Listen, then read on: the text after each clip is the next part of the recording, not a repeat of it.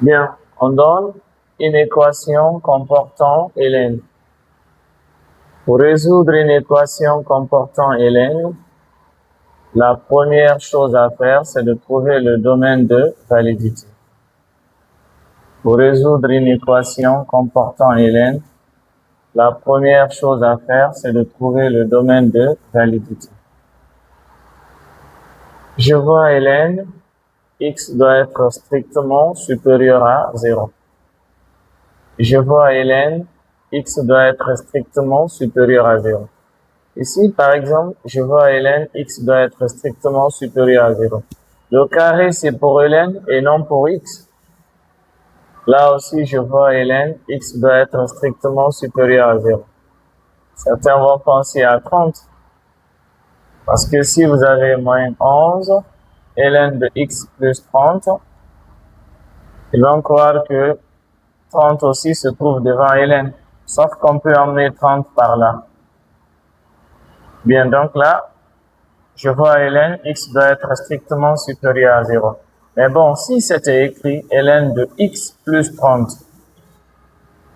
là, je vois ln, x plus 30 strictement supérieur à 0. Mais c'est pas le cas. Je vois ln, x strictement supérieur à 0. Je vois ln. Alors là, le domaine, c'est l'intervalle ouvert de 0 à plus infini. Parce que là, c'est à droite. Après le domaine, on passe à la résolution. Bien, je rappelle, on a ln de x au carré moins 11 ln de x plus 30 égale à 0. C'est une équation du second degré. On a ici ln de x au carré, ln de x à la puissance 1 et une constante. C'est donc une équation du second degré. Ln de x au carré, ln de x à la puissance 1 et une constante. L'objectif, c'est enlever ln dans l'écriture, changement de variable. Posons que ln de x égale à t. Aucune contrainte sur t. Ln de x égale à t, aucune contrainte sur t. On calcule le logarithme d'un nombre qui est strictement positif. Et le résultat peut être négatif, nul ou strictement positif. Aucune contrainte sur t, tu peux prendre toutes les valeurs. Je vois ln de x, je mets t, donc on a t carré. On a moins 11. Je vois ln de x, on met t, plus 30 égale à 0. Nous allons résoudre cette équation. On va identifier les coefficients. A égale à 1. A, c'est tout ce qui multiplie t carré. B égale à moins 11. B, c'est tout ce qui multiplie t. C, c'est 30. Pour résoudre cette équation, on peut utiliser delta. Bien, mais moi, je vais passer par la somme et le produit. La somme, S, c'est moins B sur A. Et le produit, c'est C sur A.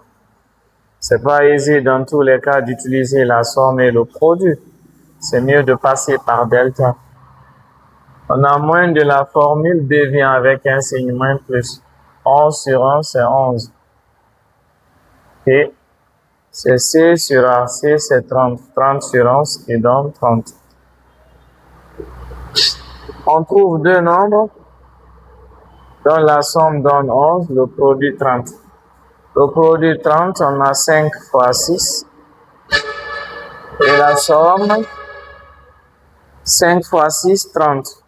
5 plus 6, 11. Bien, c'est vrai que 30, c'est 3 fois 10.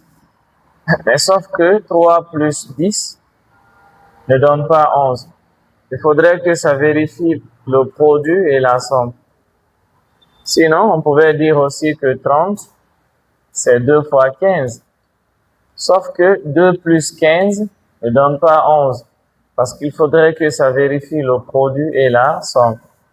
Alors, le seul cas qui vérifie le produit et la somme, c'est bien 5 fois 6, 30. 5 plus 6, 11. L'une des solutions, c'est 5. Et l'autre, c'est 6. On ne se limite pas là parce qu'on nous a dit de résoudre une équation dans laquelle l'inconnu est x.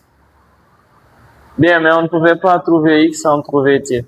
Vu que nous connaissons les valeurs de t, on va trouver x. Pour ça, retour à la condition posée. Retour à la condition posée. Retour à la condition posée. La condition posée est ln de x égale à t. Et là, on a ln de x égale à t. D'une part, t c'est 5. Ln de x égale à t. D'autre part, t c'est 6. On veut tirer x à ln. On prend exponentielle membre à membre. Exponentielle à l'exposant, on met ln de x. Exponentielle à l'exposant, on met 5. Exponentielle à l'exposant, on met ln de x. Exponentielle à l'exposant, on met 6. Quand exponentielle et ln se suivent, la réponse qui est devant ln, x égale à exponentielle de 5. Quand exponentielle et ln se suivent, la réponse qui est devant ln, x égale à exponentielle de 6. La question, c'est de savoir est-ce que ces deux valeurs appartiennent toutes au domaine de validité. On nous a dit x supérieur à 0, c'est bien l'intervalle ouvert 0 plus infini. Alors, si elles sont toutes les deux positives, ça veut dire que là, elles appartiennent au domaine de validité. Bien. Voyons pour cette valeur. On a dit si on a un nombre qui est strictement positif, peu importe l'exposant, le résultat est positif. Si on a un nombre qui est strictement positif, peu importe l'exposant, le résultat est positif. Ça veut dire que ce nombre appartient au domaine de validité et l'autre également. Comme ces deux valeurs appartiennent toutes au domaine de validité, ensemble de solutions, c'est bien les deux. C'est exponentielle de 5, exponentielle de 6. Merci.